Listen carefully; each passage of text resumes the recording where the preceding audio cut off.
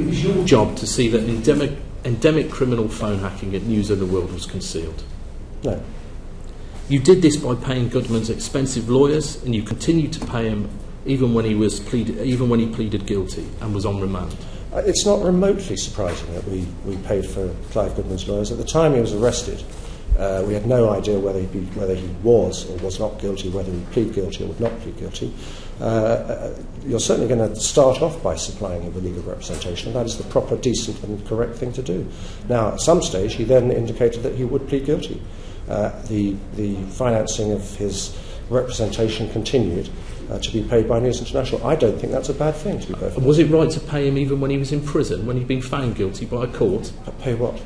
Paying his salary in prison. Oh, I have nothing to do with how his salary was paid. I didn't even know it was being paid. Okay. And all this despite gross misconduct, hacking into the voicemails of the royal family. It was right to pay him then? Pay him his salary? Was it right to pay him the £240,000 payoff? Well, I have nothing to do with employment. What do you think about that? What's your view of that? My views are relevant, Mr. Wilson. The truth is, you didn't see it as gross misconduct, did you? You just thought it was a reporter's job at News of the World. That is absolute nonsense. And as far as you're concerned, the only problem was he got caught. That is nonsense. And so now you had to conceal the crime. That is nonsense.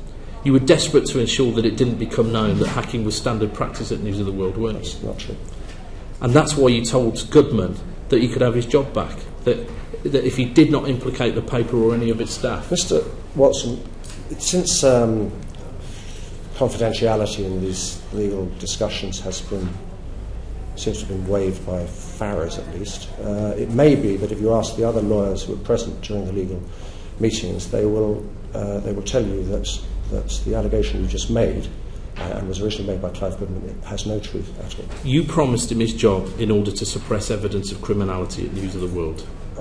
That is not true. And that's why James Murdoch agreed to pay the Taylor settlement, wasn't it? That is not true. It's for the same reason that you sanctioned the payment of Glenn Mulcaire's legal fees, wasn't it?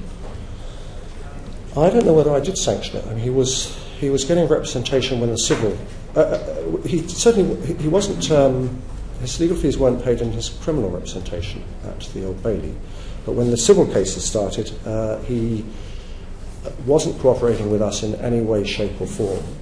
He had to have lawyers, and it was agreed, I think, that his lawyers would be financed in the hope that we would actually get from him, the one person who could tell us the full story, we could get the full picture. Who agreed it? I can't remember.